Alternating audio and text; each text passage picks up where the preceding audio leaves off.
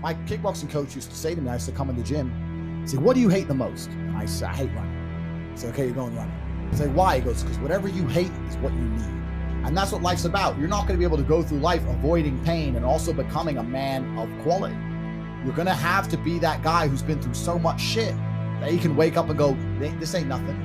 This ain't nothing compared to back then. This ain't nothing compared to that time. You know, and if you're not going to be that guy, then you're going to always suffer the consequences of not being that guy. There's pain to become important, and there's pain in not being important. We live in a comfortable world now where people think, oh, it doesn't matter, it doesn't matter. But you know what? To some degree, it does matter. It does matter, and I'll tell you who it matters to. It matters to your soul, and it matters to God. I stand in the mirror with a pure heart. I know I am the best version of me that could possibly ever exist. I know that God is proud of me.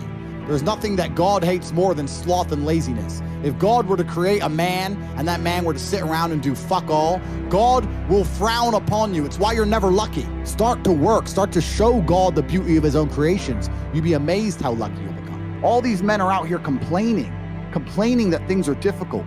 The reason it has value is because it's difficult.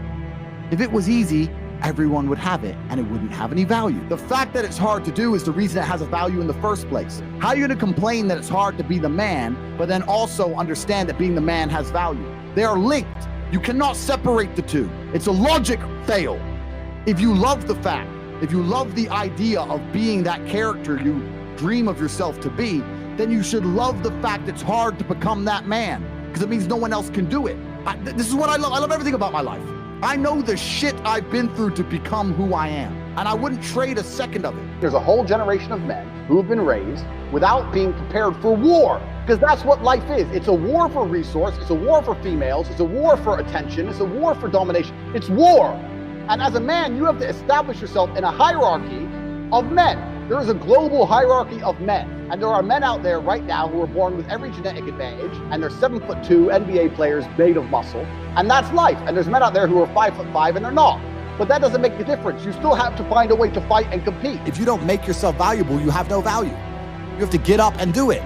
This is how life works, right? If you even, let's take cars, you're driving at 200 miles an hour, you don't feel it. It's accelerating to 200 miles an hour that you feel. You don't feel once you're doing the speed, you feel the acceleration. It's the acceleration that's exciting. You need to feel the change in your life to benefit from it. Most of the time you don't feel like doing the things you're supposed to do. But the true masculine frame throughout history was doing the things they didn't want to do, but they knew they had to do because they had honor and duty. That's what honor and duty means. Do you think the men on the Titanic wanted to stay on the fucking Titanic? No, we're men. We have to stay.